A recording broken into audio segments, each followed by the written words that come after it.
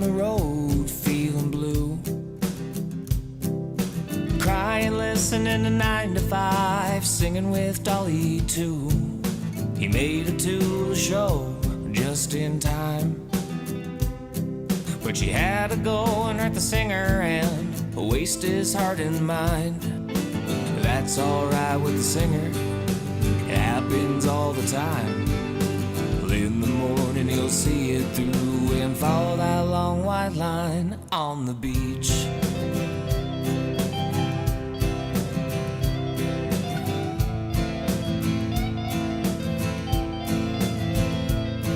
The singer, he did wake up hungover, neurotic as hell, and he got back in them wheels and he bolted out of town. The singer, he was patient, so he gave her a try. The one who hurt the singer and wasted his heart and mind. They were down on the water, she wanted him to swim. The singer didn't want to, but she managed to pull him in. They were down on the water, she wanted him to swim. The singer didn't want to, but she managed to pull him in on the beach.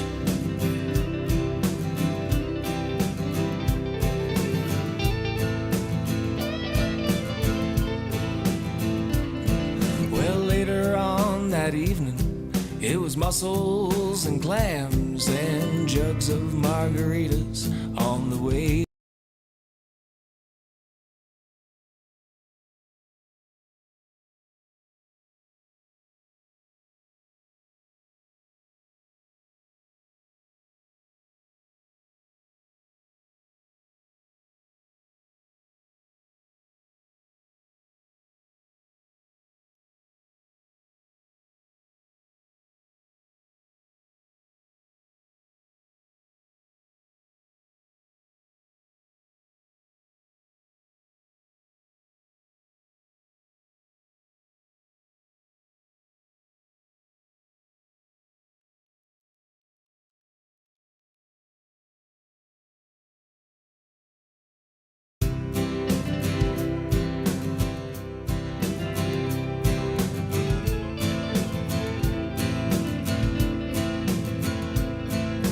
Driving down the road feeling blue,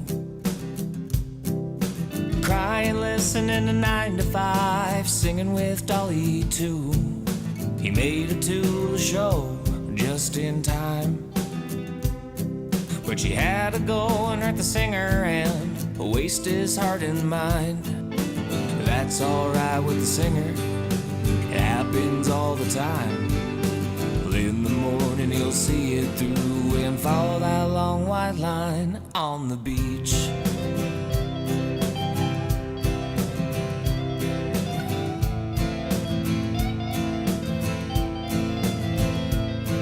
Well, the singer, he did wake up hungover, neurotic as hell, and he got back in them wheels and he bolted out of town.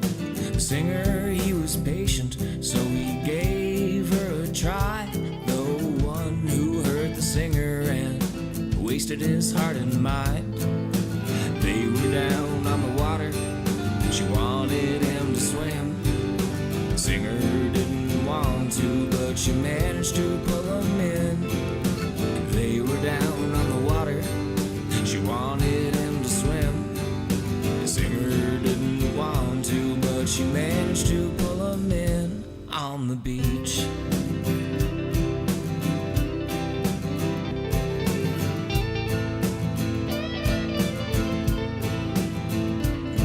Well, later on that evening, it was mussels and clams and jugs of margaritas. On the way back they held hands.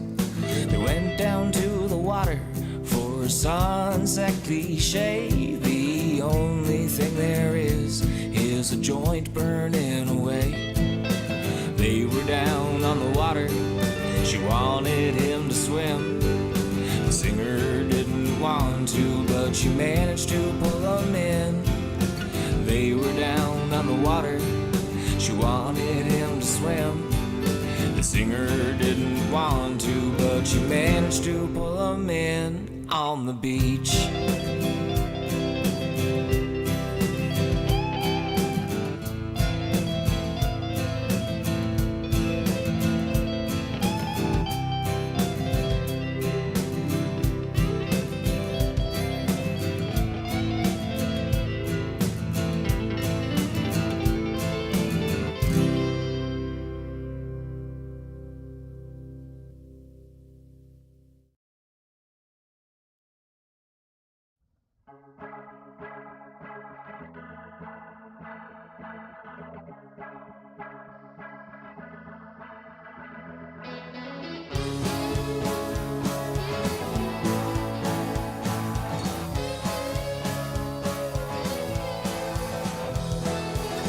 I'd like to watch your life and laugh at when you fall. Replay it in my mind of my own days gone by.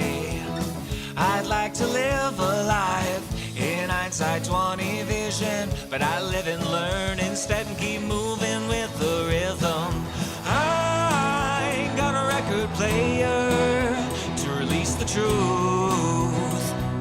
I get down on rainy days and dig myself some youth. You gotta hear the truth.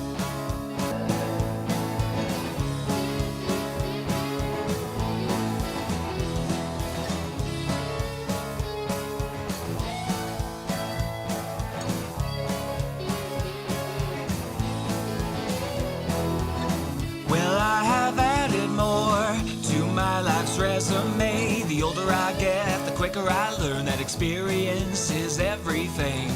Well, I have added more to my collection. Those hollowed lines, at times lifelines, just listen to those lessons. I ain't got a record player to release the truth. I get down on rainy days and dig myself some youth. You gotta hear the truth.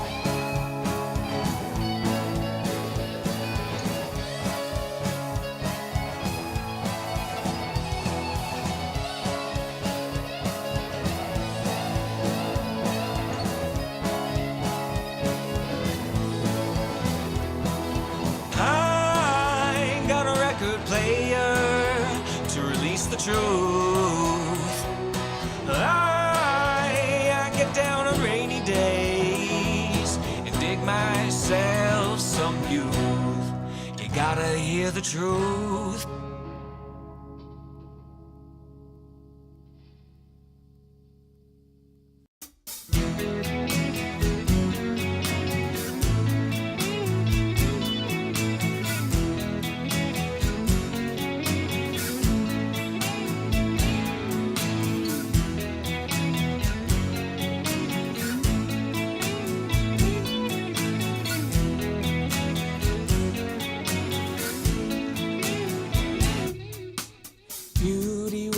A game I was taught from my youth, from the start. All of her words didn't escape me. I ran, I walked alone, waiting for cold, a young girl's heart that I could warm. Yes, and I'll start to care maybe next year. Old love behind, lose sight of my fear. And I'll start to care maybe next year. I won't try no more.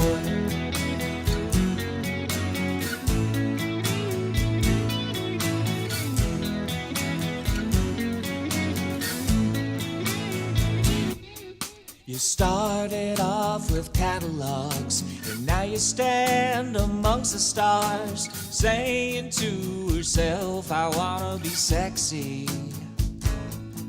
You make mistakes and count your loss. Hop on that plane, don't carry on. The new 365 is your time.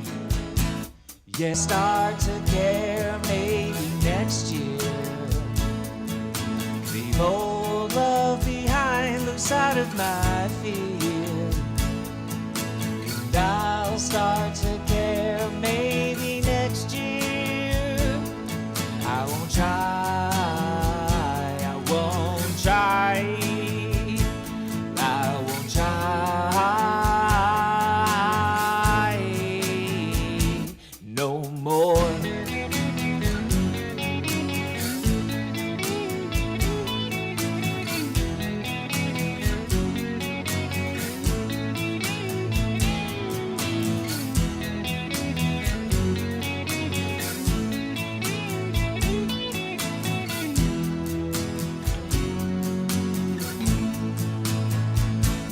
Yes, and I'll start to care maybe next year. Leave old love behind, lose sight of my fear. And I'll maybe next year. I won't try, I won't try.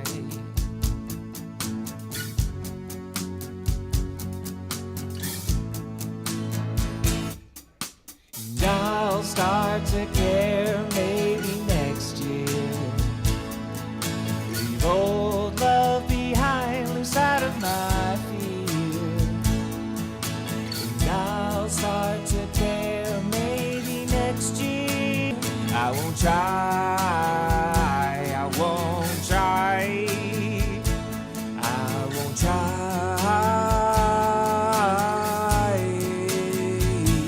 no more.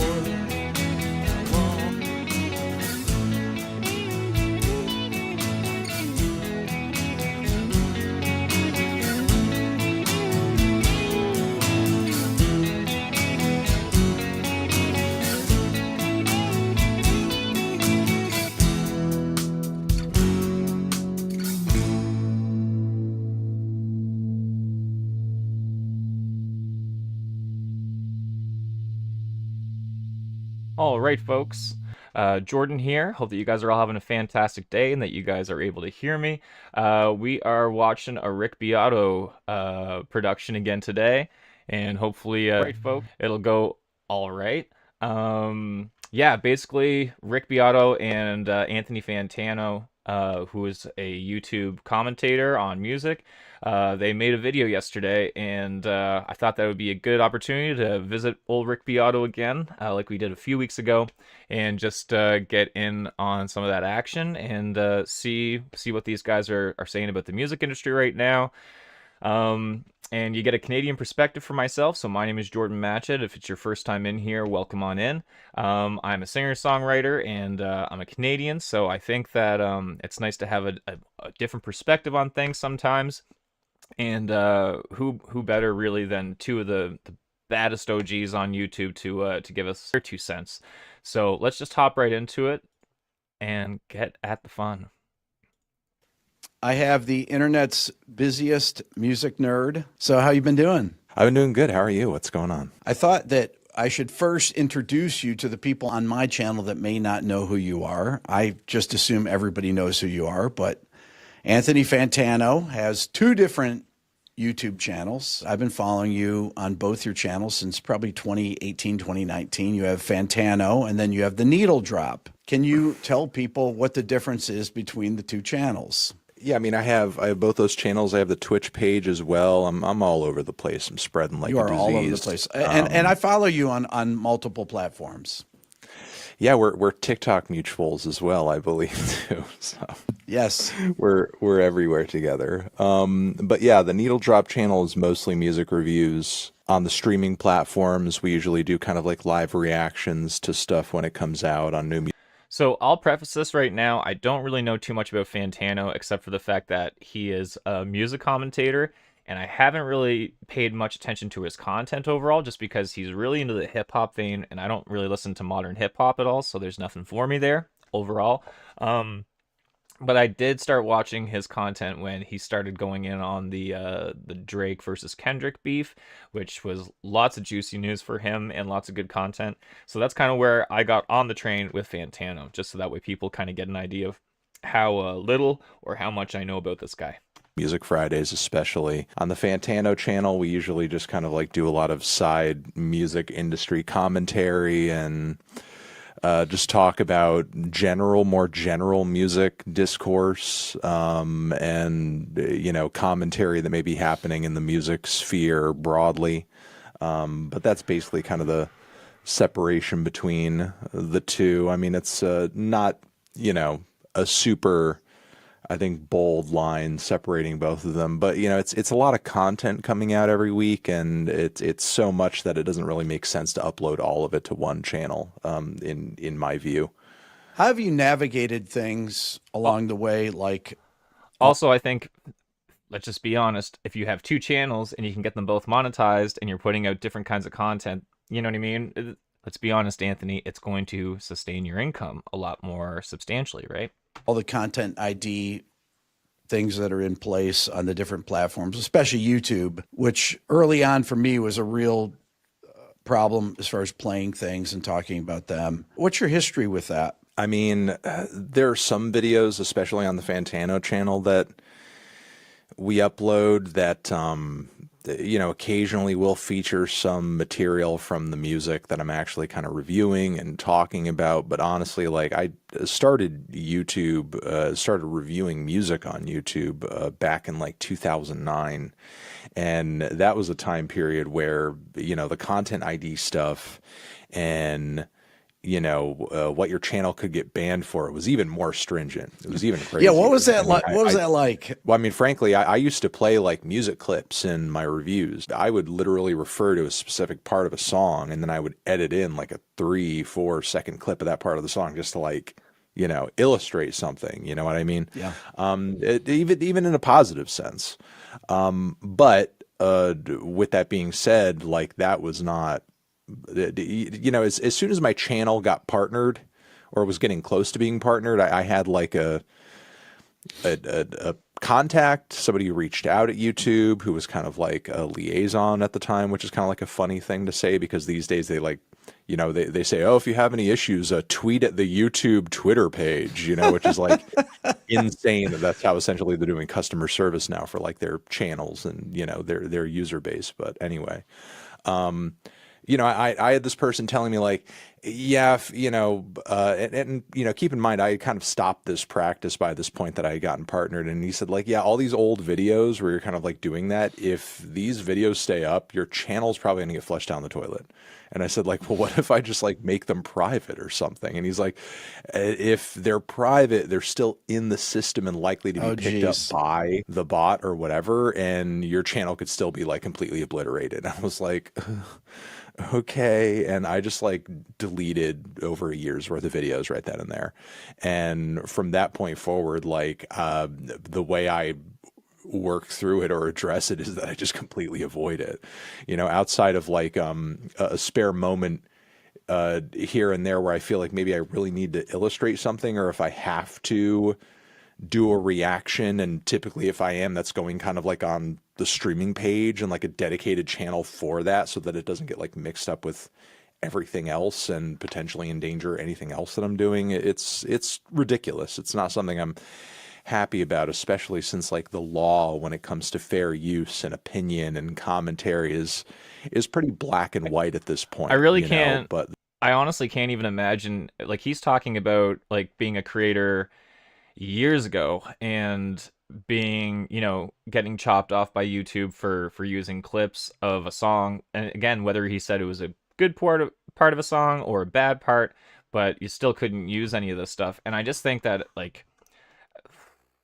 oh, this is going to be a wild conversation, I think. But I mean, think about album reviews by like Rolling Stone writers that used to mean something. Like, people that this is like, it definitely affects a lot of people from reviewing music, and especially from like independent and smaller artists from getting like extra attention or just getting like a lift off from somebody like, say, Fantano, that might just have found like this new album or this new band and he wants to put them on. But yeah, the industry machine will not let that happen.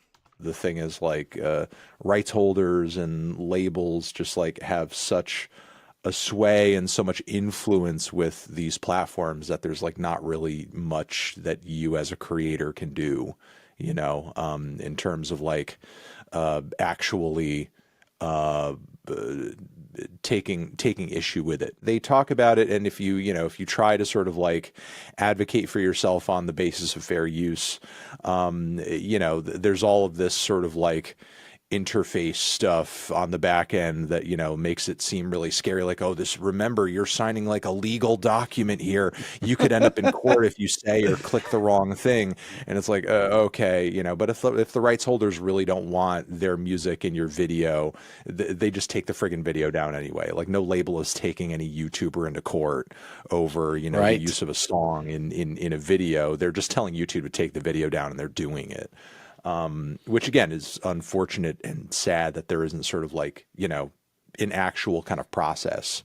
Well, that no YouTuber. Well, you think about like how many YouTube videos are getting uploaded. I think it's like there's a crazy number even per hour, but like let alone per minute globally. Like how much content is being uploaded to this one platform. I'm not sure how feasible of a process Fantano is really wanting, like when you have the amount of volume that they're dealing with. And I can't even imagine how much of that content percentage is probably music creators. Has ever gone to court for having a song in their video. Right. Yeah, and again, I don't know how many times you or anyone you've worked with has had to sort of like, do this or fill out that sort of thing. Or, another thing that I remember about YouTube, I don't even know if this is the case anymore. Like, it used to be that if you had like a piece of media or content in your video, in order to sort of like, fill out the DMCA thing, they used to have to make you watch some like stupid animated PSA featuring Happy Tree Friends, which is like this old Flash cartoon IP that like back in the day was really funny, but like, in the context of like having to fight a record label for like, the rights to kind of like, use a song or to do some commentary or opinion on a piece of media that they own is like, it just so speaks to a level of like low professionalism that it's like, here's an animated short hosted by SpongeBob to teach you about the DMCA. It's like, why am I doing this? I'm a full grown adult. I don't need to learn what the DMCA is and what, fair use is. I know what it is. You guys don't know what the hell it is. That's the problem. And you're making me watch a cartoon to learn about it. So, the way I navigate it is I just avoid it, and I challenge myself to, try to describe the music. I just see like a lot of different programs, not just within music, but like outside, that are finding these ridiculous solutions, like SpongeBob giving you a lesson on fair rights and DMCA.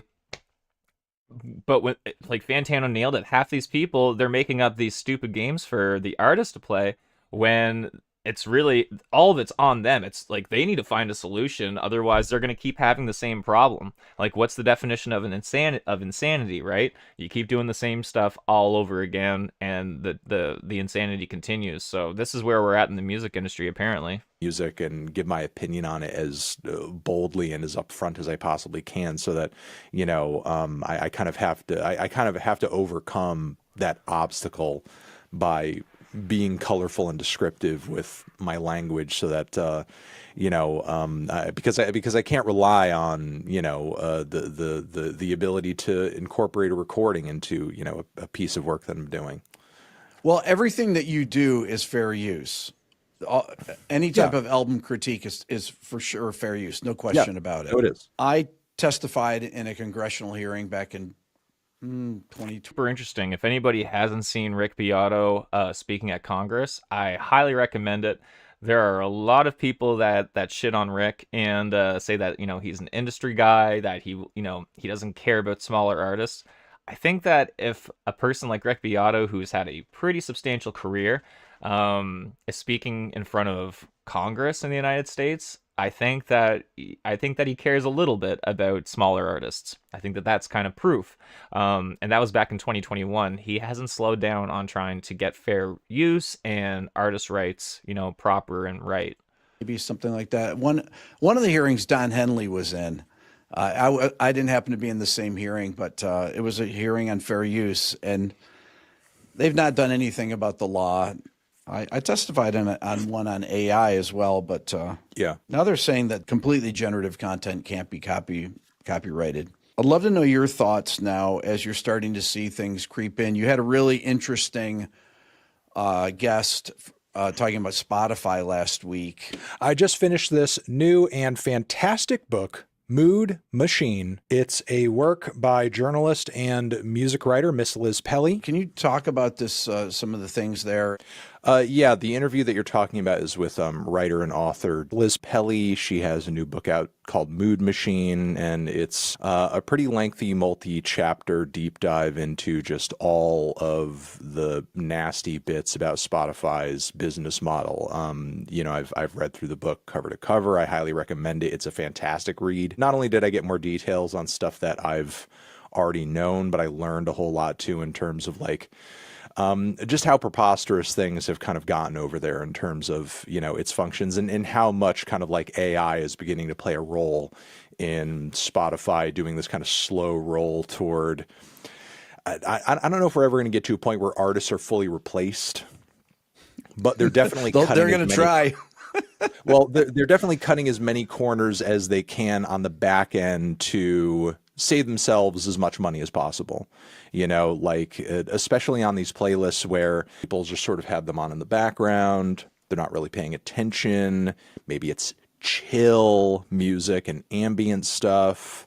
Maybe it's like kind of just background, very relaxed jazz or electronic music and so on and so forth. And, if you ever do happen to find yourself listening to one of those playlists, actually look at the playlist and maybe click through some of those pages. Listen specifically to some of those songs that you're hearing, because if you actually do click through some of those pages, you may find that hey, this song's on here, has millions of streams, and yet the artist that, is named behind it, they have no social media. They have no page. Right. They have no following. Yes. They have no albums. They have no discography. What? They have no output. They have no anything. And if they do, it's just like a bunch of contributions to playlists like this, And that may, in fact, in those cases, be either generated AI music, or a nameless, faceless artist who essentially kind of walked into a studio and, booked a session with a couple of people, got paid several $1,000s, just basically cut some background electronica or just bad lo-fi hip hop beats and just We call put that it in this playlist. like library music is what my friends do that. She does actually kind of connect it to the history of Muzak. You know what I mean? That's which there's a time and a nuts, place man. for that sort of thing. But the thing is, in the past, and as and people who you've Okay, I'm familiar with library music. This is something that it's around, right? I mean, elevator music, it's all the same stuff. But what Fantano's talking about is ultimately a pal, let's say a pal, a loose pal is coming into town. You're staying for a few days and you're doing a session. Well, this pal is also a musician or whatever they do, whatever they might contribute to that session, and you pull them in. They don't have a career. They're actually they're just a hobbyist musician that you happen to really enjoy. And that's essentially what Fantano's talking about. So it's kind of weird because, as I mentioned earlier, this kind of thing is really going to get rid of people, the fair rights and fair use and stuff like that. It's okay for AI to take whatever, but it's not okay for Fantano to use a small clip of an artist's work to use as an example. That absolutely blows my lid off. I'd like to say that I'm surprised about it, but it's not surprising at all.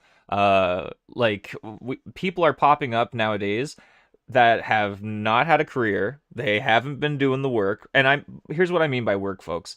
I mean that they put out a couple of EPs. They tour regularly because that's how you build a fan base after 2000. Let's be honest, right? CDs are dead. CD sales are dead. Streams don't pay. You got to go out on the road. There are people that are not doing the things, right? And by that, we are getting. I mean, I've never heard of fucking Benson Boone. I've never heard of this guy until he had his dick at the Grammys. I've never heard of the guy, not once. And now he's doing backflips with Brian May. Never heard of that guy in the last 20 years. I don't know how it's happening. I'm not saying that this is the same thing that Fantano is referring to, but stuff is happening very fast, and people are skipping steps, like really, really important steps. I personally believe. But let's go on. Who've worked in that sort of industry, like usually that stuff is placed and used for a specific use purpose, and it's labeled adequately. It's not slipped into playlists where it's like, given to you by a music streaming platform. It's like, yeah, hey, discover music. We're teaching you and helping you discover some music that you like. Discover music on Spotify has done zero for me. And I'm pretty sure it goes both ways. I have not found a new artist that I'm like, holy smokes, thank God. I've not said one time in the past 10 years of loosely using Spotify as a creator or a listener. I've never gone and said, thank you, Spotify, for showing me this artist. That is yet to happen. Yeah, on either end of my career. Really like, and when in fact, like, you're just kind of being served like fake AI slop or something like that. We've done lots of videos about Spotify that deal in that, just like the ongoing monetary squeeze that they're doing on artists. The fact that like they kind of sit there and continue to act like we're paying artists as much as we can't pay them anymore. No, they're not. They pass the buck over to the labels as well. We actually pay the labels and the rights holders, and the labels are the ones that pay the artists. Meanwhile, Daniel Ek and other people who are at the top at Spotify are cashing out their stock. I say this, and I'm using DistroKid as my distributor on my new EP. I'm using it because it's the easiest option that is inexpensive that's available to artists. I mean, there's CD Baby, there's DistroKid, but all of these guys are playing game with Spotify, and Spotify is playing game with the labels. I'm sure that we'll probably get into that, but Rick's gotten into this on a number of videos. So Spotify, label, and then everybody else. That's really the game right now, folks. So if you're using Spotify as your main platform, let this sink in. You are not helping whoever you're listening to. You got convenience of having their stuff, but you know what? You could listen to them on YouTube Music, and they would get paid more, probably more fairly, and more people are probably going to listen to you as a creator as well. So if you're listening to Spotify as your recreational music streaming platform, I'd like to lightly discourage you today to find something else. I use YouTube Premium every month. 0 ads all the time, and I can find a lot of stuff on YouTube Music, like live performances of my favorite bands that Spotify just won't have. So keep this in mind, and if you're using Spotify, I gently urge you to switch up your listening game. To the tunes of tens of millions of dollars multiple times a year. The major labels have, an investment in Spotify as well, so they have a monetary interest in the platform succeeding, because the more money Spotify makes, the more money they make too. It's just all like a very intertwined web of conflicts of interest. One might say incestuous, which has also been another word for the music industry over the decades. And, once you read the book and sort of like understand the general inner workings of all of it, you see how they're all in cahoots in terms of like, this agreed upon ability to sort of just like rip artists off and just like, continue to pull as much money out of their pocket as possible. So chat, I would really like to think about this. We've heard about these crazy stories about like Janis Joplin's manager, screwing her over. Oh Lord, won't you buy me a new Mercedes-Benz, yada yada. The Colonel with Elvis, a lot of management, a lot of schemery was happening back in the 60s, 70s, and it's always been happening. But I'd really like to know who has been losing out on more money, just given the currency conversion and everything like that. I would love to find out, like, how much did Janis miss out versus, like, what is Chapel Roan missing out right now? 360 deals. Yeah. Johnny _A. Thanks for hopping in, man. Yeah, I absolutely agree with you. It's all about those 360 deals, but those 360 deals, even though, like, those are just labels, right?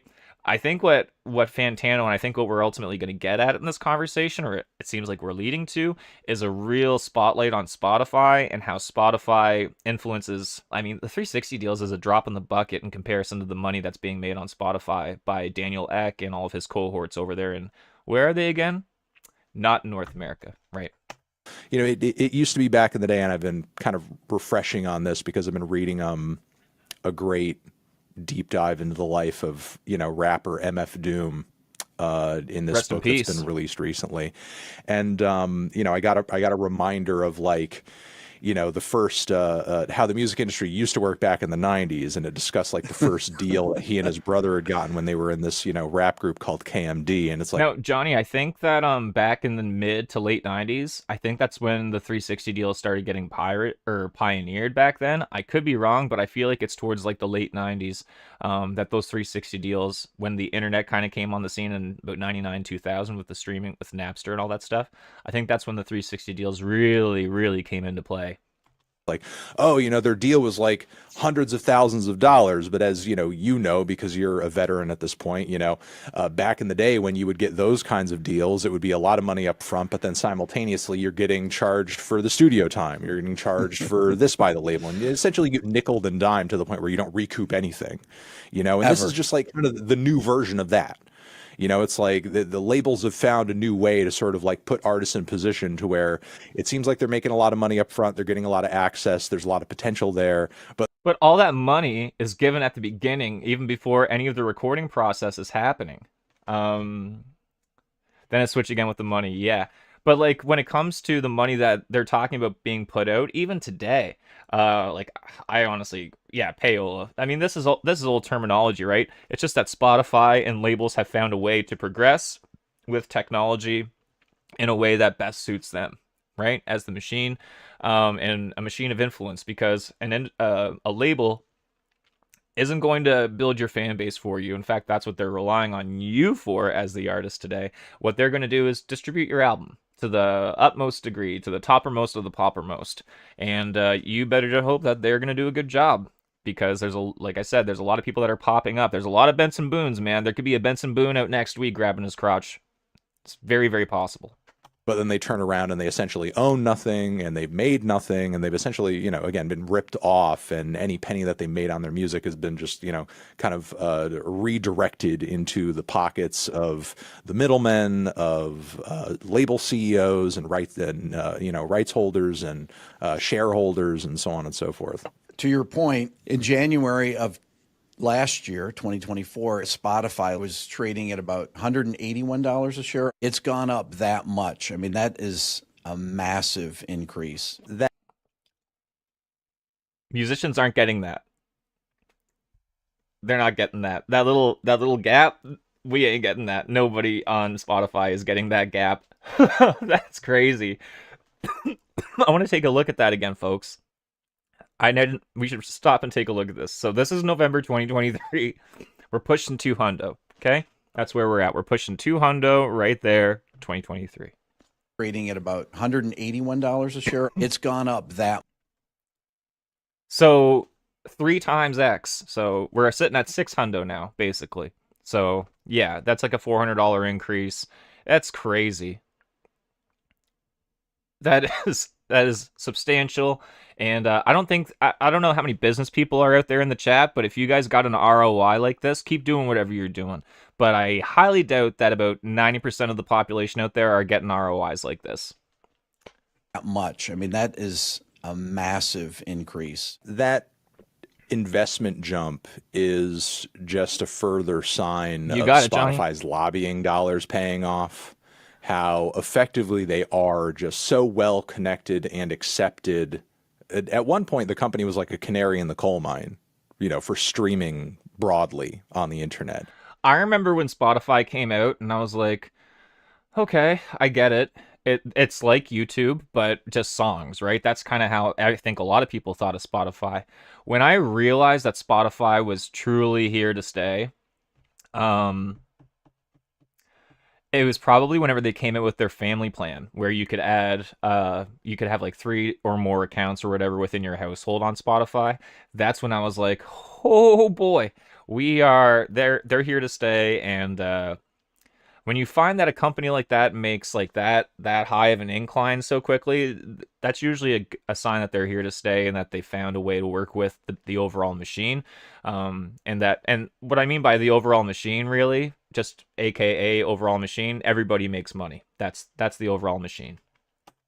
But now they're just they're nearly a label subsidiary in terms of like, you know, the common interest being shared between them and the majors. And, you know, as a result of that, investors know that Spotify is like one of the safest bets. Well, people like Rogan, I mean, we're going off into a different place right now. But if we're talking about like, I think what you're trying to get at is like, actors would get like a deal kind of thing, like I know what you mean, but Hollywood would be giving out all these like hotcakes, the same way that alternative music labels were giving out a lot of demo deals and a lot of big deals in the 90s as well. Those days are long gone. Those days were the days where pretty much anybody, any loser could make it, I think the 90s was. And now you pretty much have to you got to be in this machine, man. I'm really interested in what Fantano's that saying you could right make. now. Yes. You know, it's like that stock is not going anywhere because, you know, it's streaming is here, streaming is now.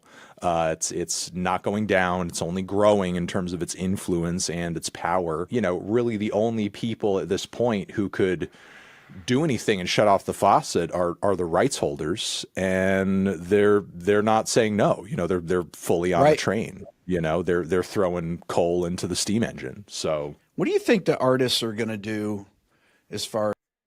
So Fantano just said something really interesting. It's like streaming is here to stay. It's not going anywhere. And the worst part of it is that we are still streaming is so new. Like YouTube channels are still very new. On YouTube, you're going to find people like me that are new creators, and you're going to find people like Fantano and Beato with over 3 million viewers, and people like Asmongold that are commentating, and that he has a lot of influence over a lot of people. But let this be known, folks, we are still very much in the wild, wild west days. We are in the color TV days of YouTube right now. So for anybody, I think that's why there's been a push. Like, I'm not sure if anybody else on YouTube, creator-wise, has seen these in their feed. But it's like why 2025 is the best time now than ever to start a YouTube channel. And it's because we are in this wild, wild west of this age and of streaming. And there's still a lot of room. There's still a lot of room for a lot of personalities, and especially with the internet, it doesn't have to be just Jimmy Kimmel, Conan, and Fallon, right? It doesn't have to be that way. As the embrace of AI, I mean, every songwriter I talk to that I know in Nashville or out in LA tells me that ChatGPT or Claude or whatever,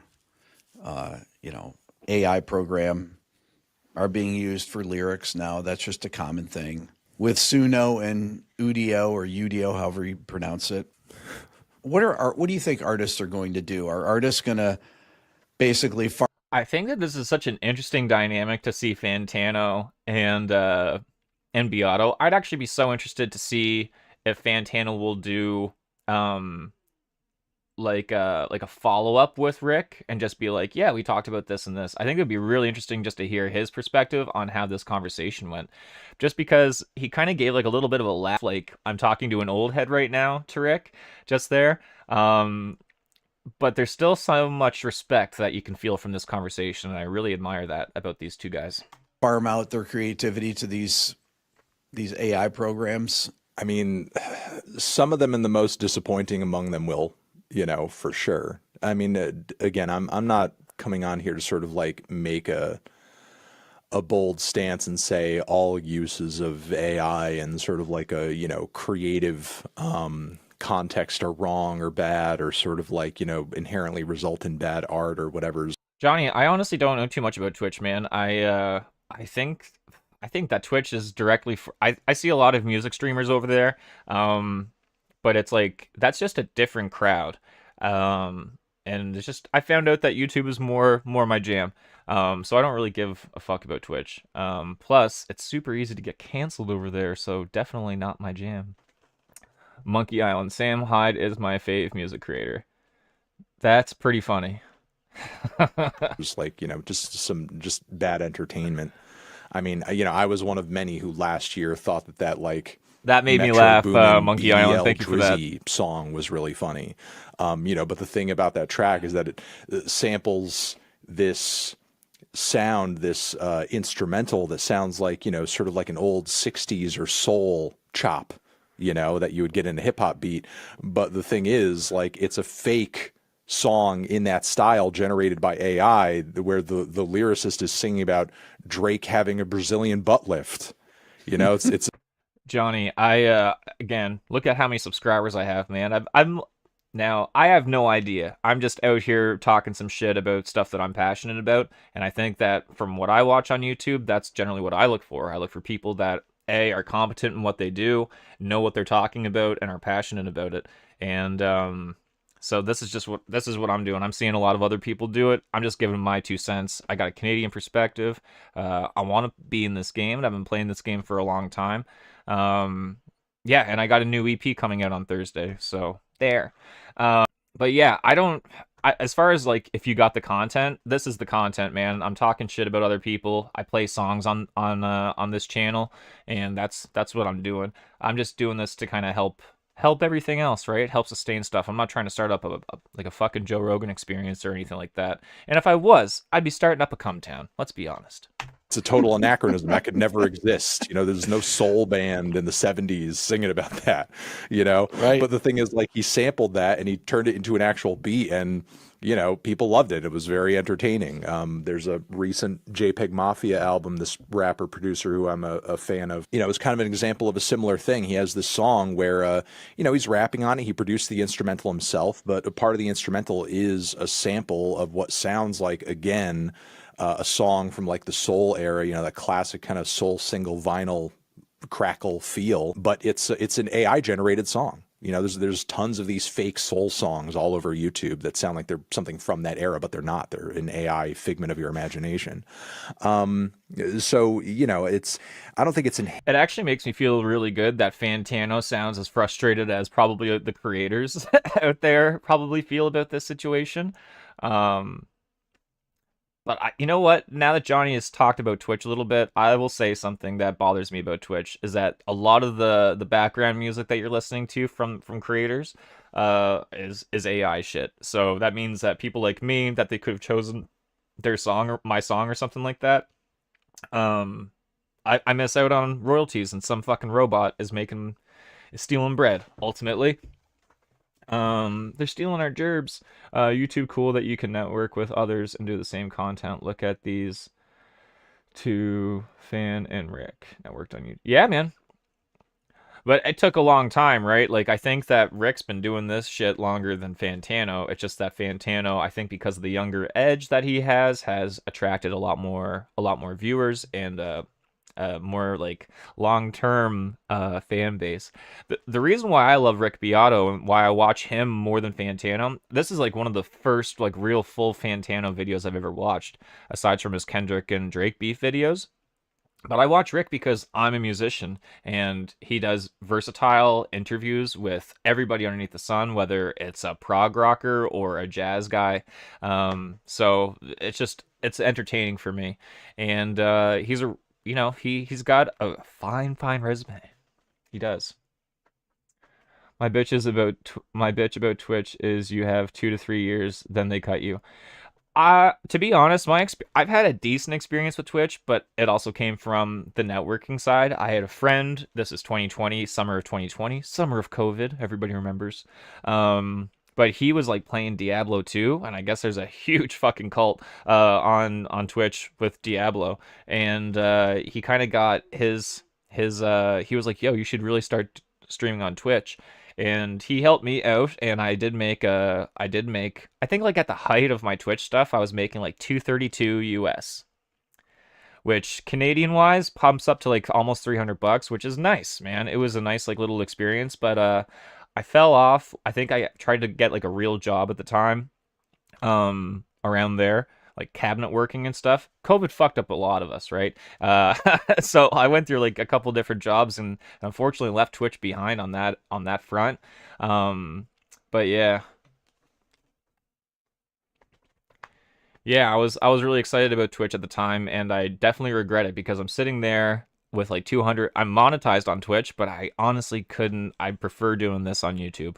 Definitely. Inherently bad in all cases, but a clip go up on social media recently where Kanye is kind of like showing, because he's kind of, touting the use of AI in his upcoming album. A lot of these artists now use like either ghostwriters or people who sort of like come up with lyrics or flows for them. And on the back end, and they sort of like will re-record those ideas in sort of like a new session. And Yeah. he showed how this guy sort of doing exactly that was able to just kind of use AI to turn his vocals into something that sound like Kanye's vocals, as opposed to Kanye having to re-record that himself. So it's like, you're kind of doing it in a way that is even lazier than having somebody do all the writing for you. And there were a lot of fans who were very disappointed. Well, here's the thing, Johnny. I think that there is a lifeline. I think that you're right on the Twitch thing where there is like a 2 to 3 year span, and then it's like, because here's the deal. I can only watch Amaranth's tits so much until I'm going to put that $6.99 into OnlyFans. And I'm just talking, not just me, but I'm talking about the average homie that's out there behind a screen, right? You're only going to watch Twitch and Amaranth so much before you're going to want to actually give this chick real money. And that comes into like a lifeline. Every entertainer has a lifeline. Sometimes the lifeline is a nice 5 years. Like, remember Kevin Hart? The guy used to be huge, dude. Like, from like 2010 all the way up until probably 2015, 2016. And then he fell off. And now nobody gives a shit about Kevin Hart.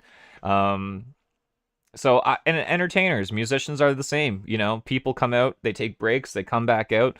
It's that's just art. That's just artistry, man. And I don't know. Like Paul Simon, remember in the 90s, he had like that 10-year like writer's block. It's like, no, man, you were actually just enjoying your money from the past 20 years of making a ton of it. Like, it's okay to say that too, Paul Simon. You wrote Bridge Over Troubled Water. You can get away with it. But yeah, I digress. Twitch was a good experience, but I find that my home is more on YouTube. That's where my tribe is, as the fucking new ages like to say. By that, because as much as Kanye can be pretty controversial, his fans do actually want to hear his actual voice, coming out of his mouth. And they were kind of shocked and disappointed to sort of like see that, and I think in cases like that it can feel really there's a sort of disillusionment there, and there's a sadness that I think kind of creeps in when it's like, oh, the voice that I'm hearing of this person who I'm supposedly a fan of, who I think makes great art, the person who I'm hearing may not even be them. It may just be a person using some kind of AI sort of like vocal manipulation. Now here's a hot take, and chat, let me know what you guys think. If you're familiar with the Nashville scene or country music or pop music in general, like Beyonce or Lady Gaga, then you're probably familiar with the term ghostwriter. And that means that, there could be up to in some cases, 10 or more people that get a credit on a song, like Poker Face or whatever, right? So what's the difference between Beyonce having 10 support writers when she's like the tits, right, of the world, and me saying, man, I'm really stuck on P, and I say, hey, I'm trying to write a song, this is kind of where I'm going, help me out? What is there a difference anymore? Because this is murky waters. Software to make it sound like they are this person who I'm a fan of. I was having lunch with a friend of mine who's a music journalist this couple weeks ago. He had watched one of my videos that where I talked about this one Coldplay track that had 15 writers on it, and I always joke about those things, right? And he said, what did I just say? Having 15 writers is basically what did I just AI. say? And I thought about it. I was like, yeah. When you take the experiences of 15 different what did I just musicians, songwriters, put them together, jumble them up. That's kind of what AI is. Except you can do it a lot faster. Yeah, Rick? There is a truth to that. I guess at the end... Dude, me and Papa Rick just thought the same for a second. Holy shit. Of the day, as long as it comes out with something people want to hear, yes, I feel like there is an argument to be made on behalf of that process. However, the real issue, the real problem is that they're not real people. That the 15 artists, songs, creators, writers, he's gonna say they get paid. Watch, he's gonna say they get paid.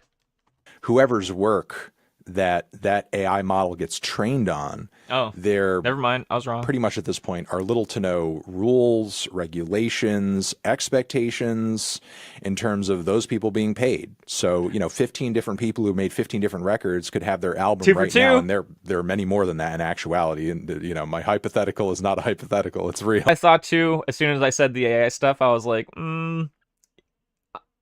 what did I mention earlier? There's bread being, like, Spotify is taking bread out of people's mouths, right?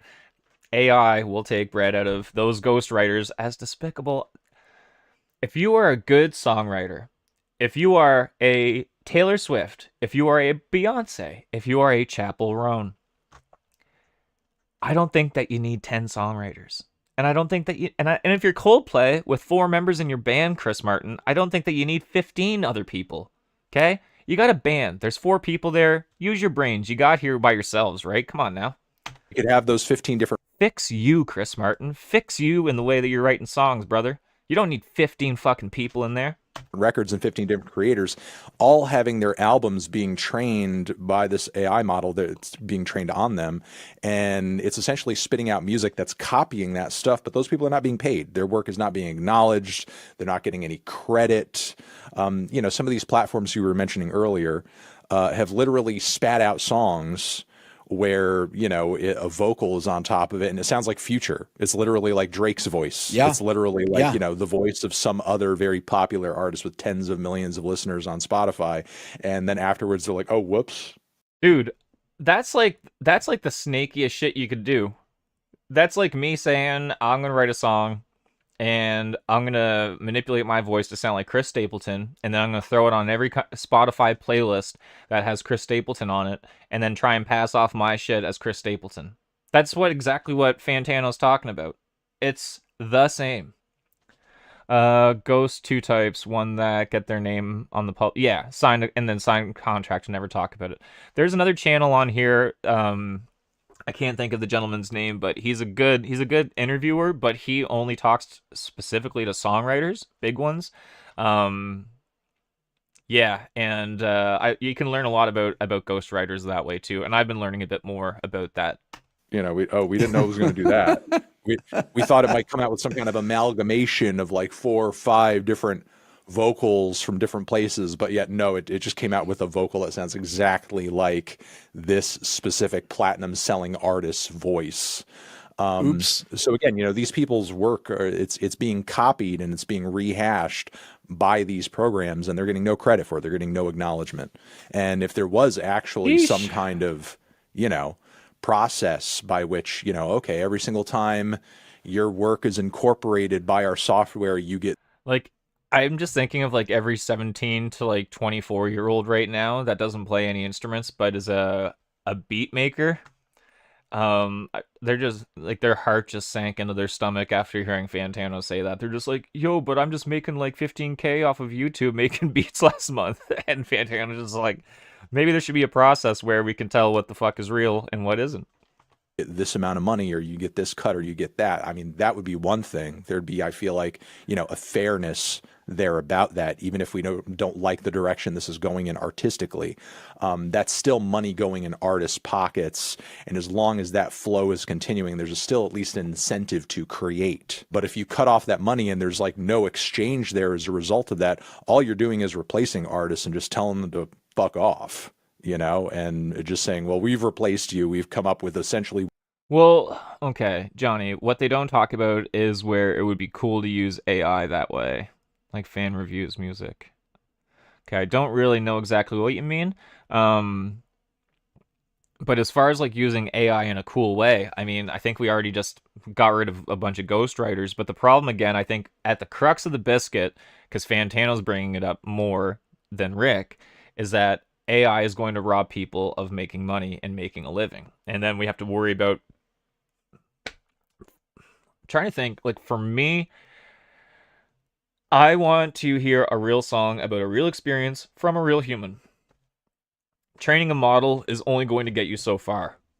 The language, the verbiage, the nuance of how we represent love, relationships, anger, the blues, etc. is very, very unique to the human. training an AI model to authenticate that to the highest degree that we are it's impossible, right? That's what the difference is. It's AI versus human. The two are not mutually exclusive. What you do so you can just go away now. My vibe is that people are going to listen to things that they like. They don't care whether it's AI created or not. And that's the sad. They don't. That's the They sad don't truth. care at all. You know, the way that people used to get around using samples, the whole idea of interpolation was that they just do a re-record of it. And doing re-records of something that's AI generated, okay, so you create it with AI and then you just replay all the parts, you know, recreate it in your own way. And I'm sure that there's some of that going on right now on records that are already out. And maybe that some of the AI created music actually improves what people do. You know, essentially you're competing against, well, whatever these models are trained upon, but you assume it's training it on all the possible combinations of chord progressions, melodies, beats. Okay. So what Rick is talking about right now is last week he had the piano player, his name is Jordan, so that much I can remember, but I cannot remember his last name right now. But he is the keyboardist from Dream Theater currently and has played with pretty much everybody underneath the sun. He's a very, very well accomplished musician, and he has pioneered an AI training model that essentially jams with him. And you can go check it out. It is actually worth the watch and probably one of the most encouraging AI videos or content about AI that I've ever watched. And as far as what Johnny's talking about, like what cool way to use AI would be, that is a good example. So if you guys are interested in that, go check out Rick Beato. He put it out last week. It's with Jordan. He's the keyboardist from Dream Theater. You could Google that and find him a lot easier that way. But the stuff that guy was doing with AI was pretty remarkable, and I think that could be a really incredible practice tool. So that's kind of where I think I'd like to lay AI to make us better humans. I don't want us to take over the humans. Bass lines, sounds, things like that. So trying to come up with something that is really fresh might push songwriters and producers into going that extra step to try to create things that haven't been heard. Yeah, I mean, I don't think creativity, generally speaking, is going anywhere. And as long as this technology continues to grow and gain influence, I have no doubt that even I myself am going to find myself in a position where I'm enjoying something that has been aided or influenced or impacted by AI on some level. But, with that being said, and I know you've sort of spoken to, these trends in videos that you've done as well. I don't know if this stuff is wholly being embraced because of just how helpful or how Johnny, I don't really want to get into the backing track controversy. I call it a controversy. I've been seeing a lot of bugaboos happening live on TikTok and Instagram of some country artists particularly, but also just overall artists that are, I mean, if you're relying so much on your backing tracks that in some cases you look like you're lip syncing, do you think that that's cheating, or do you think that that's just blatant, I'm Milli Vanilliing my concert in front of everybody? I don't consider backing tracks cheating. I consider it outright not performing. That's what I consider it. Outright not performing. Now, with that being said, is it possible that you're going to be able to get a full band production on every gig? No, it's not. But that's not what people are going there to listen to, right? They're going to hear the song. They're not going there to hear the fucking horn part. Let's be honest, right? ingenious or how profoundly great it is. I think it's being embraced because for one of convenience, and I feel like we're in an age where artists have to sort of take advantage of every convenience that they can because they don't know whether or not a record that they're working on is going to be successful. I feel like the older model of doing things, which you very much decried the death of on videos that you've done. I feel like a lot of artists would like to go back to that, but the thing is there's such a huge risk and potentially no money in hey, let's book a session. Let's book a session. Let's get 8 people in here. let's spend weeks on this. Let's spend this amount of time on this. You can okay, and this is where like the conversation of backing tracks gets crazy. Yes, you can use it as a tool. What I'm telling you is that people that are using it as a tool go the extra mile and say, "Well, hell, we have the shit here. Why don't we just use it on every song?" That's the line that's being crossed. Okay? They're not using it as a tool. Performers that are going on stage with backing tracks are using it like those backing tracks have vocal tracks on it. Think about that, dude. This, let's do let's get ambitious. Let's do this. Let's do that. The only artists who, like, when you're backing tracks, okay, let's put it this way, as far as like are backing tracks cheating or not, if you are using a backing track, that's fine. If there are vocals on that backing track, like lead vocals on that backing track, anywhere on that backing track, you're officially you're pulling the goalie and you're leaving yourself open to cheat. I don't consider that performing if there's a vocal track on there. That's crazy. If you're a good musician and that you're going on the road and you can afford production with a backing track, hire a good singer. Just do that, right? Hire 2 great singers. Do that. I know who really sort of like embark on, that level of grandiosity are the ones who already have like tens of millions of followers and listeners and so on and so forth. Spotify is currently going, and we haven't even really kind of addressed this part of it yet. Through their algorithms, and as I'm sure you maybe have discussed at some point recently, the way that they've sort of like done that cutoff where, oh yeah, if your song doesn't have this amount of streams within a year, you get no money. That's so crazy. Yeah, what do you think about that? I mean, it's saved them millions and millions of dollars. Yeah, it's gonna save Spotify's bacon, but it doesn't put pressure on the artist to do well. It doesn't. It does not. It gives them pressure to spend more money on great marketing. That's going to influence Spotify. That's what it's going to do. It's going to leave the artist to spend more money to get to where Spotify wants them to be, which is an unrealistic expectation, right? From a streaming platform. Right. I mean, for an individual artist, everybody may be sort of like looking at it and be like, so what? That's like that's a couple of pennies, da da da da. But overall, that's you can train it. Again, I'm going to go back to what Rick's video was about last week with the AI stuff. You can train an instrument apparently now to jam with you and in the style of what you can do. So I recommend, Johnny, if you're interested in this concept, please go check out Rick's video. It is very, very cool. Now, with that being said, Jordan, whoever his name is from Dream Theater, did train the AI to play very, very, very much in the style of him. Now, is it going to be him? No. But is it going to be in the same style as him? Yes. Now, let me put it this way.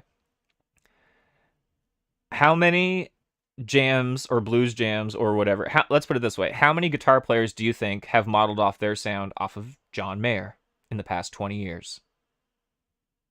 And now they sound like John Mayer. They don't sound like themselves, right? So this is what I'm talking about. You can model it to a certain point, but they're never going to be that thing. You're right. That adds up to millions of dollars for Spotify. So they're saving themselves tons of money. And I think slowly what they're doing, and I think these rates will probably increase down the road in terms of like what the cutoff is. And I think Spotify so. And between that and their algorithms are going to just kind of like find more ways to essentially just say F you to independent artists and find a way to just kind of like further streamline and pipeline their platform and everything that it does toward, records owned by and supported by the majors, cut out more independent artists who aren't necessarily proving to be cash cows on the Spotify platform, and just kind of, widen that monetary gap between the most successful and the most obscure among the artist community. And I feel like it's going to put artists in but genuine music fans in a position where like, okay, I go on this platform that's allegedly the biggest for music and the best for music.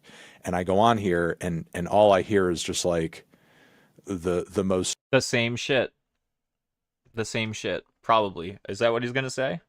Generic mainstream crap that you could possibly imagine that shit. Has, no soul or artistry to it. It's just sort of like wash, rinse, repeat everything. Maybe it all becomes AI at that point. Who the hell knows?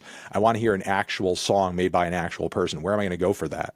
There's going to need to be an alternative. I don't know what that will be, or if there are some platforms out there that could sort of like serve as that in lieu of Spotify, but I potentially see things ending up in a place where people want to hear an actual musician express something genuine and create a real piece of art that comes from their heart. They're going to need to go somewhere else for that, because Spotify is going to either make it difficult to find that sort of thing on their platform, make it difficult to find it, hear it, stumble upon it, for a different sort of actual sort of like, you know, genuine artistic experience. I think a lot of music fans and musicians may find themselves where. I think I was reading recently is that Spotify's talking about having a three-tiered system where I feel like that's a part of the eventual process of it's, again, squeezing out smaller artists. You know, the fact that they're constantly tearing it out now. It's like an artistic caste system. Exactly. Is essentially what they're doing. When I do these Spotify top 10 countdowns, I do one every 4 months, just so people on my channel, because I have a lot of non-music people that follow my channel. And I do it because that's usually when there's a turnover of all the songs are different. It takes about 4 months for everything to play out. Now, for the creatives out there that upload music and stuff, think about the distribution service that you guys use, whether that is CD Baby or DistroKid or what have you, right? If Spotify, who's the biggest streaming platform right now, if they're going to start making tier levels of their service, how do you think that that's going to affect distribution for companies like DistroKid? And how do you think that is going to be inexpensive for the artist as time goes on? The prices are just going to get higher, even from a distribution service that is supposed to be the cheapest or inexpensive, right? The new thing that kind of scares me is the platform's not AI or the DMC rules, but for a young guy who jammed his or her whole life, got a cool DAW with a ton of VST, and a platform will only take recordings in Atmos. Well, depending on the DAW that you're working on, you can also have your recording in Atmos, and I believe also depending on the distribution service that you use, they will also convert it to Atmos for you. So that makes things easy. But yeah, there's a lot to be somewhat concerned about, man. I don't know. We're kind of getting close to the end. That's in the top 10. And invariably, people will write in the comments section. I mean, I don't go through the comments except in the first like 10 minutes or so to see if there's a dropout in the audio or something like that. But people will say, I don't believe these are the top songs in the top 10. That's not true. And well, why aren't they playing? Why wouldn't these be the most played songs? I understand why people feel that way, and I'll try to explain. I'll tell anybody wondering that exactly why that is right now. Okay, it used to be, if your context for what popular music is, and this is very much my context, if your context for what popular music is like any major hit that you could possibly name in the 80s, 90s, 2000s, whatever, like the reason that we all had this kind of like monoculture type understanding of like, you know, what the hits of the day are. It's Thriller. It's Hit Me Baby One More Time. It's, you know, Smells Like Teen Spirit, is because this was music that was either created with the intention of, or, you know, was kind of like groomed through the industry in order to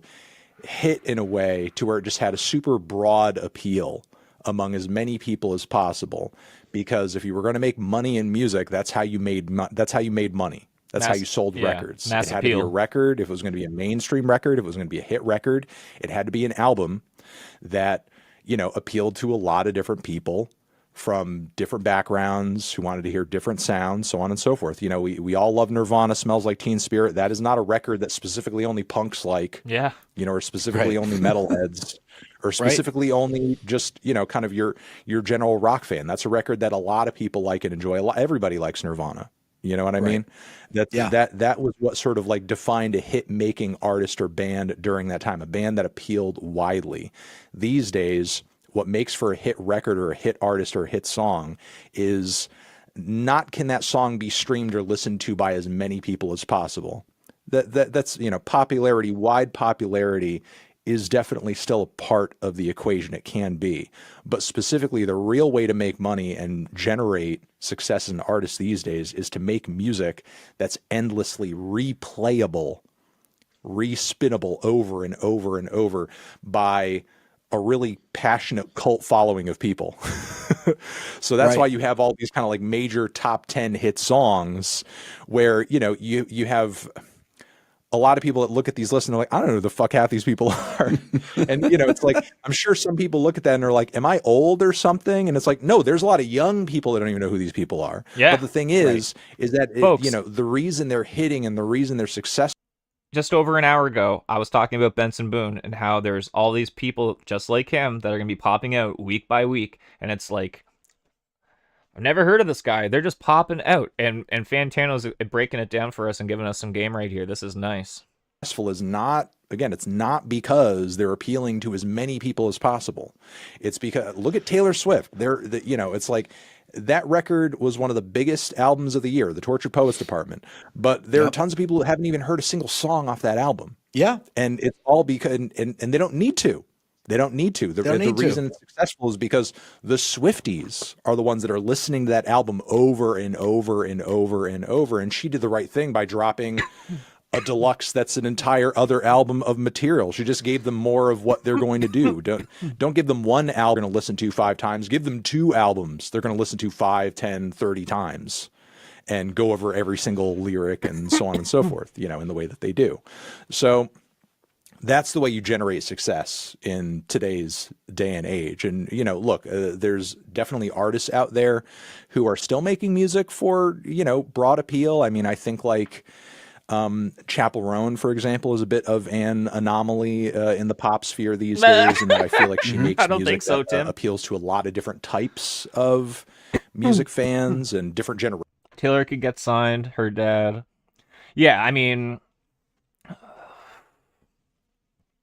it's so tough to talk about Taylor Swift and tell the truth at the same time. It's very tough because there's a lot of Swifties out there and they will come and they will say that she's a strong woman, that she did this all by herself. But I encourage anybody that's interested in Taylor Swift to go look at what her dad has done for a career. Maybe then take a look at like how much does somebody in his position make. Actually, you could just look up how worth, and that would probably spell out a lot for you. Taylor Swift is the ultimate example of if you have enough money behind you, you can do it. You could be a queen. Generations of music fans, without necessarily intending to do so, mind you. Right. But, it just sort of happened to, I think, kind of turn out that way organically. But make no mistake, her music is also, very endlessly replayable, and is also sort of like succeeding within that model as well. But, the model these days is. And you're right, Johnny, she does have skills, and she has very, very special skills. And some of the skills that she has takes a good amount of money to do, like choreography lessons and dancing and gymnast. Like, this chick is just not like, she didn't just roll out of bed and was talented. Okay, it wasn't like that. And a lot of people need to understand that half of the people that we're listening to have next to a pinky nail worth of talent going for them, and that they are genuinely being pushed because this is the music business. It's not about appealing to as many people broadly and even globally as you possibly can, like in the days of Michael Jackson. Right now it's about, can you get this kind of hardcore niche group of people to listen to this one thing as many times as possible, endlessly, almost. Yeah. That's really the way to sort of like, pop these records off and make money these days. I was listening to Songs in the Key of Life, Stevie Wonder, yesterday, and I was thinking to myself, would any of those songs, Sir Duke, My Sherry Amore, I Wish, any of those songs be hits today? I mean, could Stevie Wonder break through? I don't know. What do you think? I think the short answer is no, just based off of the fact that, like, current trends and aesthetics don't match, what those songs are, if you get what I'm saying. Yeah. But simultaneously, I would also like to think, like, if somebody on Stevie's level of talent and ability were you to plop him in the music industry today and just sort of be like, okay, go, figure it out. I would like to think, as long as like the support and the resources were there and he wasn't faced with starvation, Mm-hmm. Like a Right. lot of other, like a lot of artists are. And and obviously Stevie had his own obstacles to overcome, clearly, Yeah. in his day and age. But still, with that being said, if the resources and the time were there for him to do what he needed to do, I would like to think that he would be able to mold himself, to what was in front of him in order to see success and create what needed to be created, in order to sort of like reach the audience that he wanted to reach. I mean, I feel like if you're a creative person, regardless of what the paradigm is thrown in front of you, you'll find your way to work through it. I think like the real sort of like hardest obstacles that are put in front of artists these days are again, time and resources, because I feel like everybody generally has found ourselves in a place between the internet and work and cost of living and so on and so forth, where there's not as much time. There's just not as Right. much time. Honestly, I can speak on this. Like, I was thinking about this the other day, and like my heart dropped into my stomach when I thought about it. But I was thinking about just listening to music and how much that is important, and how much throughout my entire life, just listening to music, I'd often listen to it before bed. Um, but just overall listening to music, finding new music has like it's not even a blip on my map anymore, which is so scary as a musician because you're trying to find new artists, you're trying to be inspired. But you're also not you also want to have your own little vacuum of what you sound like, right? And you don't want too much to be in the gumbo that you're making, that's somebody else's gumbo. So it's like, but yeah, and there's really like who's listening to an hour worth of music these days? I like to even know, like, inadvertently, yeah, probably at work, you got the radio on or something like that. But inadvertently, like, how much time are you personally taking out of your day to personally sit down and be like, oh, I'm gonna listen to this new record? You're not, right? Half the time we're gonna listen to the single that is being pushed out, probably by Spotify or what have you, or on the radio, and then that's that, right? I feel so bad, and I feel a tremendous amount of guilt for not taking more time just to listen to music, let alone create. That's like a whole other thing. Like, there's only so many times in a day between me having to do a real job, me wanting to be a songwriter and take the time to try and be a songwriter and sit down for maybe an hour a day, two if you really want to get something done, and then say, sometime that week you want to do a recording. You have to put 8, and I'm only doing it by myself here, so I'm putting away 5 minimum hours to sit and record just to get something sparsely done. So yeah, Fantano's kind of nailed it really right there. That, like, really, that speaks to me, man. 2 to 3 hours of honing shit a day. Yeah, whatever. As much Yes, time for sure. to, for personal stuff to create, but also to explore. I feel like I've found myself in a place where when I'm doing reviews of certain artists, especially if they're more obscure, sometimes there's not as much of an audience for that sort of thing because music that's more obscure, more challenging, requires more time to consume and process and understand. And a lot of the time when people are going on platforms like Spotify, because they've just made it so easy and convenient and simple, like they're just looking to hear something familiar. They're just Yeah. looking to hear the easiest thing to digest or have on in the background without actually having to think about it. Because the day is so hard and stressful and traumatic anyway, without having to add an experimental avant-garde noise artist on top of it. Right. When all is said and done.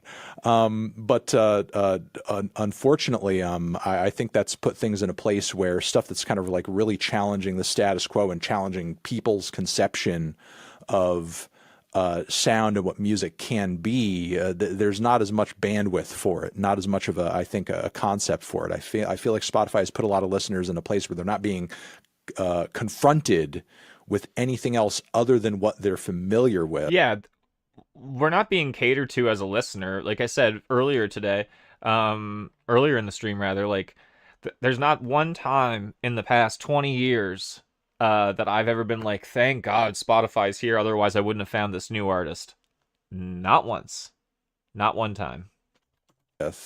Which is a strange place, I feel like, to find, at least from my observations, it's a strange place to find a lot of young music listeners in, because I feel like when I started my YouTube channel, we were kind of reaching a point where a lot of younger listeners were almost like jaded and feeling like they've heard everything. Yeah, And like yeah, yeah. there's, nothing that could like really phase them. And, artists like, let's say, for example, Marilyn Manson, who, existed and basked in a whole decade of being like, the number one shock rocker. People look at him and are like, who cares?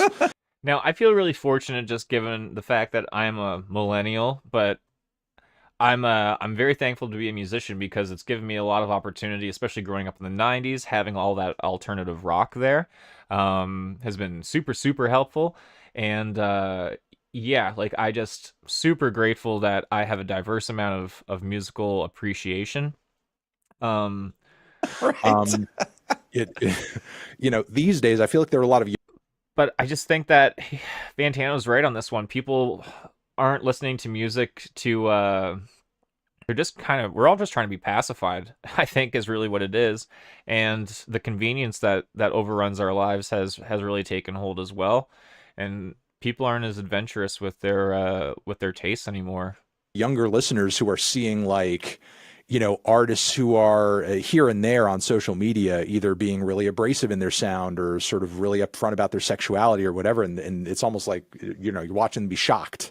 And it's like, I thought you guys have seen everything. I thought you guys have been getting exposed to everything. What's going on? I feel like these algorithms are narrowing people's experiences in a way to where they're not getting, that exposure to anything that's like kind of popping that bubble or sort of like, getting into that echo chamber of whatever it is that social media is feeding them.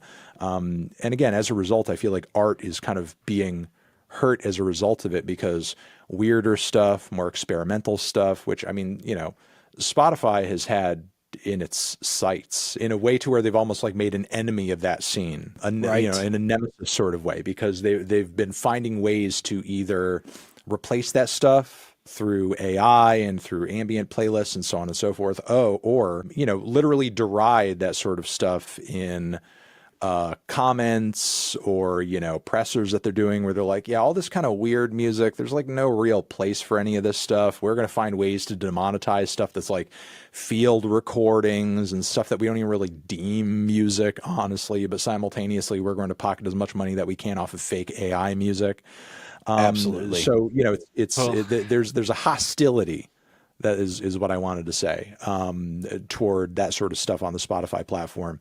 And I feel like that's going to continue to expand as they realize that, yeah, if we keep narrowing down our algorithms and the focus and the user base on our platform to just the candy, and we don't feed anybody else, we're just giving them the candy. And as long as we do that and continue to force that, we make more money. We're just going to keep doing that. And I feel like the temptation to keep putting money in shareholders' pockets is going to be too great, and they're going to continue fucking over artists and fucking over listeners for the sake of that. Anthony, so a lot of people don't realize that you and I have been friends. I've been on your channel before, and I really appreciate your takes on music. I think you're brilliant. You're hysterically funny. When you do your spottle or whatever and you guess things, or you'll listen to just a drum beat, and you do so many different things. You'll do these things on TikTok typically, and you're incredibly knowledgeable about so many genres. And I encourage my people that don't know you, that are watching, to go follow your channel. I'll put the links in for your different social media platforms. And I just really, I think you're great, man, and I appreciate everything you do. So I appreciate you hanging out with me today. Yeah, I mean, well, that's why I've had you on my channel too. I think you do cool stuff. I think you bring a perspective that people need to be like reminded of. I think you have an experience and a knowledge base that like is difficult to find in the music, commentary sphere. Absolutely, Johnny. Fans are everything, man. I mess with anybody who sort of like comes at what they do from a point of passion, regardless of their. Are they just glazing each other for the last bit? they're just glizzing. Because there was a point at which I was kind of doing this and I was still figuring out how and figuring out, what I should know or needed to know in order to sort of accomplish my goals. But, you come at it with an experience that, again, I don't feel like a lot of people kind of bring to the table, not only in terms of like time, but what you've done, in the music industry over the course of your lifetime. Cool. Well, thanks. Appreciate it, Anthony. And that was it, folks. That was Rick Beato and Mr. Anthony Fantano doing their thing. I don't know why they would title it Beato and Fantano Square Off. I really don't think that they needed the clickbait. I think that if you just had shown these two on the thumbnail, they would have been in fine shape. But you got to do what you got to do on the internet, I guess. But yeah, that was super interesting. I hope that some people learned some stuff today. That's what living is all about, right? Just learning every day. But yeah, I'm super appreciative of these two guys getting together and showing us some game and kind of breaking it down for Spotify. A lot of people I don't think that they even want to hear it. I don't think that they want to hear that Spotify is bad, because it's been such a convenience over the past 10 or some odd years, 15 years now, 20 plus. And I think that is super, super unfortunate. Especially when a lot of these people, they would genuinely love to help out the artist that they're listening to. They probably do genuinely feel bad that they're not getting properly remunerated for their efforts or their time or their labor or their artistry or their craft. Yeah, it's definitely that's a lot to digest in there. But luckily this is YouTube and I can go back and watch this video anytime. I do recommend you guys check out any of Rick Beato's videos if you've never seen him before. He is an incredible content creator and a fine musician. And we are on the internet are very blessed to have somebody like him giving us content often. And check out Fantano if you like music reviews and all that stuff. My name is Jordan Matchett. It has been a pleasure to hang out with you guys today. I have a new EP coming out this Thursday, so tomorrow. It's going to be out everywhere. So I would recommend going to YouTube Music if that's where you like to listen to music. It's my favorite platform to listen to on. And go take a listen to it. This is the main lead single off of that EP. It's called On the Beach. I hope that you guys have a fantastic day. Thank you guys all so much and take care. Feel free to like and subscribe if you guys enjoyed this video. And I'll see you on the next one. Bye-bye.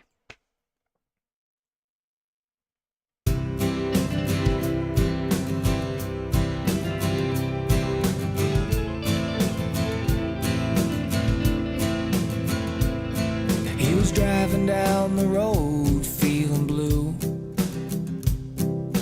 crying, listening to 9 to 5, singing with Dolly too. He made it to the show just in time, but she had to go and hurt the singer and waste his heart and mind.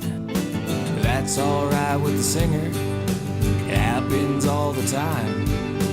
In the morning you'll see it through and follow that long white line on the beach.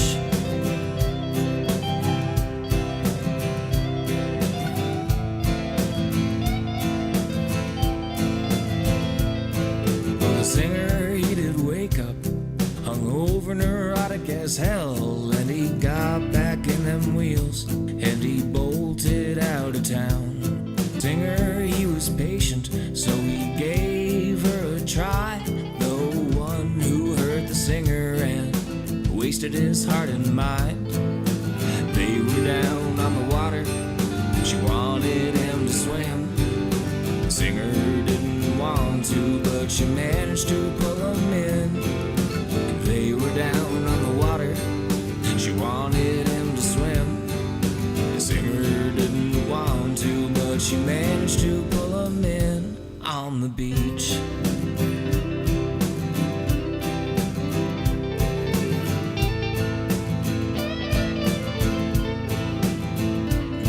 Well, later on that evening, it was mussels and clams and jugs of margaritas. On the way back they held hands.